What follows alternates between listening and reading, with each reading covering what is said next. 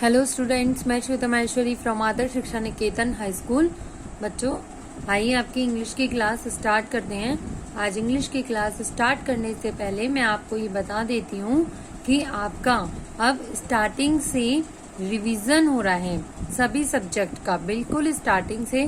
जैसे कि आपको पता है कि मोस्टली बच्चों की कॉपीज कंप्लीट नहीं है, तो उन सभी बच्चों से रिक्वेस्ट है कि सभी बच्चे अब रूटीन से एक बार अपना रिवीजन कर लें, साथ साथ अपना तरीके से काम भी पूरा कर लें। जैसे हमने स्टार्टिंग से पहले आपको पढ़ाया था, सेम वही मैं आपको डे बाय डे जो भी काम दूंगी आप अपनी कॉपी पे रूटीन से करना। जिन बच्चों का ये काम पहले से हो रहा है वो इसको रिवीजन के तौर पर ही लेंगे, ये नहीं है उसको दोबारा नोट करेंगे। ठीक है बच्चों, इस चीज का ध्यान रखना। चलो स्टार्ट करते हैं। आज हमारी यूनिट 1 स्टार्ट होती है, that is use of is. अब मैं आपको ये बताती हूँ सबसे पहले कि इज का यूज हमें कहाँ करना है। देखो, आप यहाँ पर जो सेंटेंसेस देख रहे हो, आपको लग रहा है कि सब में इज लग रहा है ना, सब में इज का यूज हो रहा है। तो इसका यूज किस किस के साथ होता है? He, she, it and singular subject use is. ठीक है, लेकिन इसमें अच्छे से समझने के लिए मैं आपको use of is, am, are तीनों को एक साथ लेकर चलती हूँ। उससे क्या होगा, आप जो है तीनों में डिफरेंस कर पाएंगे और आपको वो सेंटेंस भी क्लियर होगा और आपको रूल भी अच्छे से लर्न हो जाएंगे कि किस में हमें किसका यूज करना है। मान लो अगर मैंने आपको केवल इज के सेंटेंस दे दूं तो आप उसमें पढ़ोगे नहीं, आप उसमें क्या करोगे, सब में इज लगाना है, चलो इज लिख दो फटाफट। नहीं, तो उससे क्या होगा, अगर मैं आपको इज, एम, आर तीनों बताऊंगी तो आप हर सेंटेंस को अच्छे से पढ़ोगे और फिर उसमें ये देखोगे कि इसमें क्या आया है, तो हमें किसका यूज करना है ना, सब्जेक्ट के अकॉर्डिंग। अगर वो सिंगुलर है तो हमें किसका यूज करना है, वहां पर क्या यूज हुआ है, वहां पर आई यूज हुआ है तो क्या यूज करना है।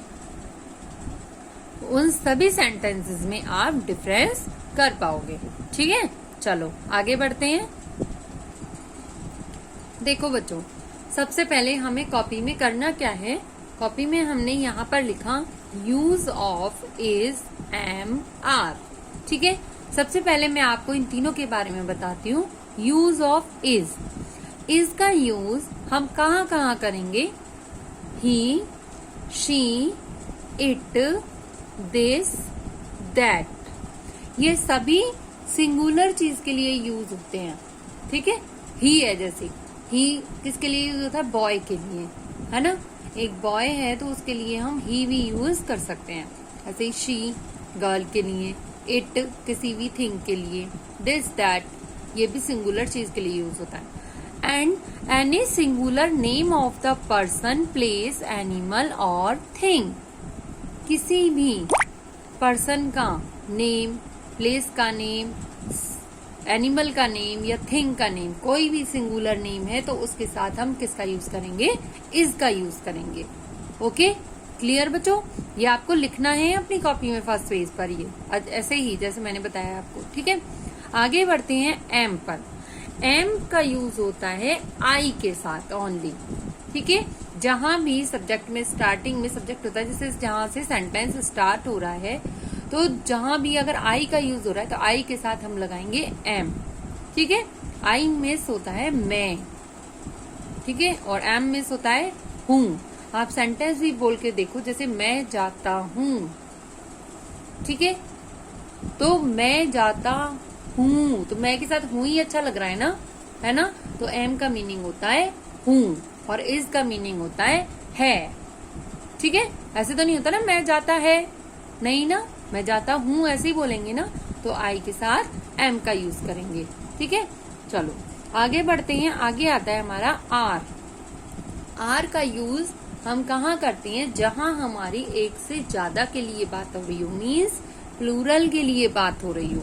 ठीक है, जैसे example you, we, they, these, those.